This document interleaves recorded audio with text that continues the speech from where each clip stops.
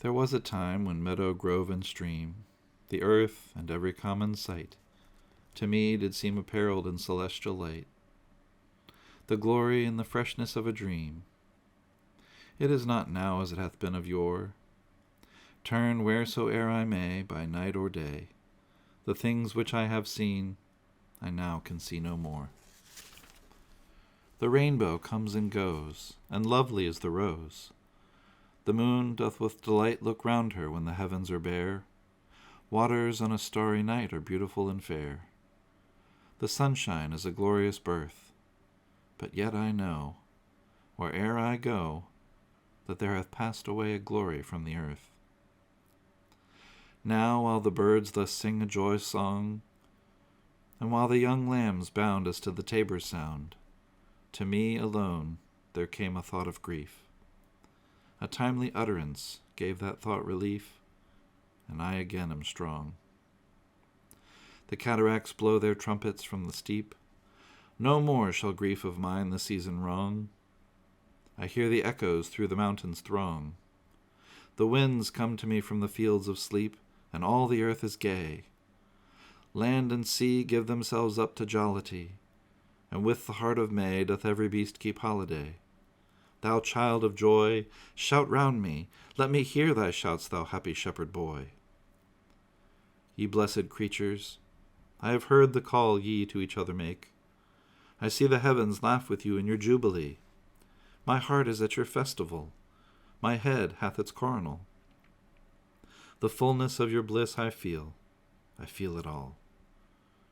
O evil day, if I were sullen while earth herself is adorning this sweet May morning, and the children are culling on every side in 1,000 valleys far and wide, fresh flowers, while the sun shines warm and the babe leaps upon his mother's arm, I hear,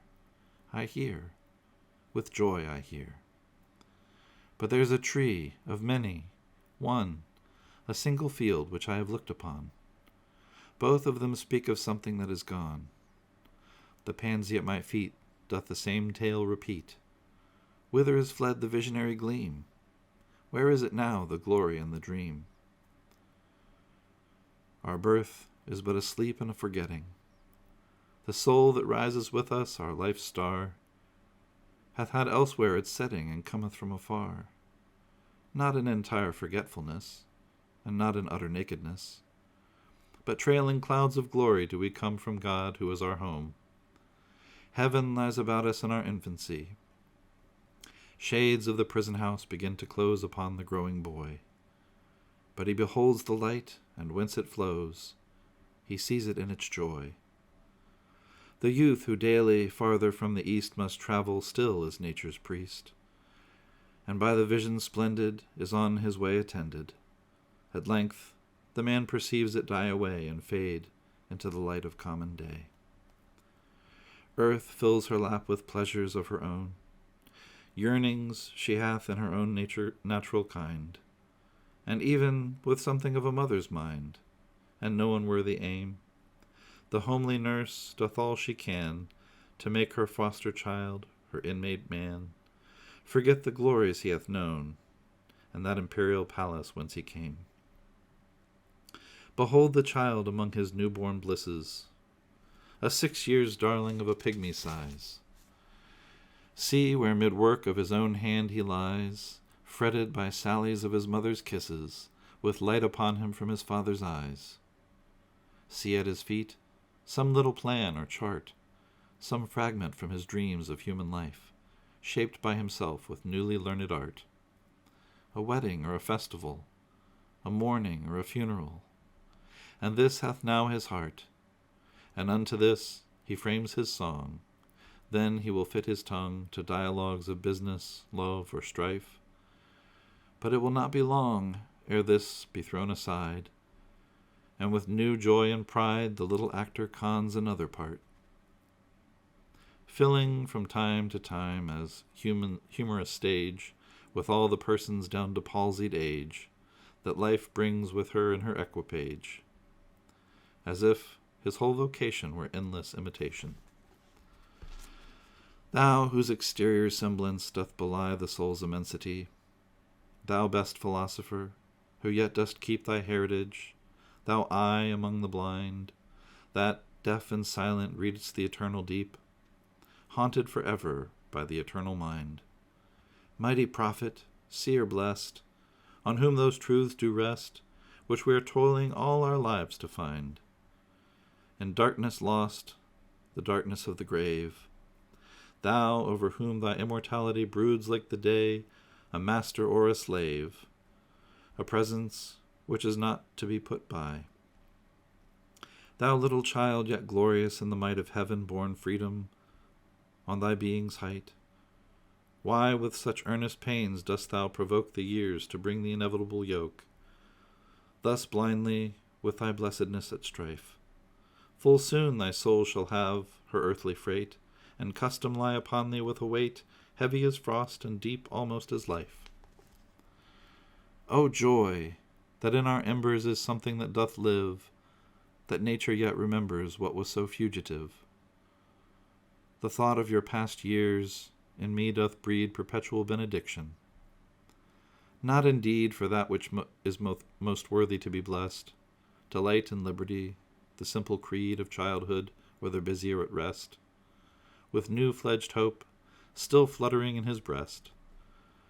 Not for these I raise the song of thanks and praise, but for those obstinate questionings of sense and outward things, fallings from us, vanishings, blank misgivings of a creature moving about in worlds not realized, high instincts before which our mortal nature did tremble like a guilty thing surprised. But for those first affections, those shadowy recollections, which, be they what they may, are yet the fountain light of all our day, are yet a master light of all our seeing, uphold us, cherish, and have power to make our noisy years seem moments in the being of eternal silence. Truths that wake to perish never, which neither listlessness or mad endeavor, nor man nor boy, nor all that is at enmity with joy, can utterly abolish or destroy. Hence, in a season of calm weather, though inland far we be, our souls have sight of that immortal sea which brought us hither, can in a moment travel thither, and see the children sport upon the shore, and hear the mighty waters rolling evermore. Then sing, ye birds, sing, sing a joyous song, and let the young lambs bound as to the tabor sound. We in thought will join your throng, ye that pipe and ye that play, ye that through your hearts today feel the gladness of the May. What though the radiance which once was so bright be now forever taken from my sight? Though nothing can bring back the hour of splendor in the grass, or glory in the flower, we will not grieve, rather find strength in what remains behind, in the primal sympathy which having been must ever be, in the soothing thoughts that spring out of human suffering, in the faith that looks through death, in years that bring the philosophic mind. And O ye fountains, meadows, hills and groves, forebode not any severing of our loves. Yet in my heart of hearts I feel your might. I only have relinquished one delight, to live beneath your more habitual sway. I love the brooks, which down their channels fret, even more than when I trip lightly as they. The innocent brightness of a newborn day is lovely yet. The clouds that gather round the setting sun do take a sober coloring from an eye that hath kept watch o'er man's mortality. Another race hath been, and another palm, and other palms are won.